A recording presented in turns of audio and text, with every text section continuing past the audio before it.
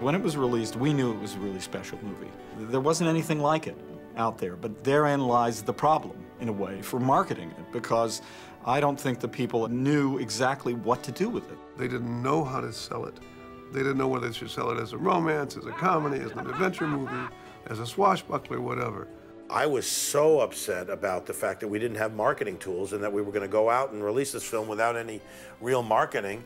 And I was so angry that I called 20th Century Fox and I yelled and I said, I don't want this to become another Wizard of Oz.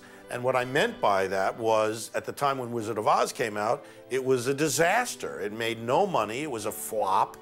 And over the years, it's become a classic. The movie didn't become really successful until the VCR came out, by which time word of mouth and people said, oh, I wished I'd seen that in the theater, I never did, blah, blah, and then it became a big hit. Let me explain. No, there is too much. Let me sum up. It wasn't intended to be this big blockbuster. What it was intended to be was what it was. A charming, very funny, very witty fable. It's one of those films that's universal. It's rare you can see a film today where the whole family can go.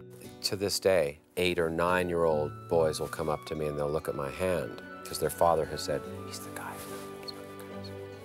And they'll just come up and I'll, how'd you do that? I say, well, actually, it was a glove. It's the one movie that my kids love. They're bored with all the other ones that you do. They watch 10 minutes, they're like, okay, been there, done that.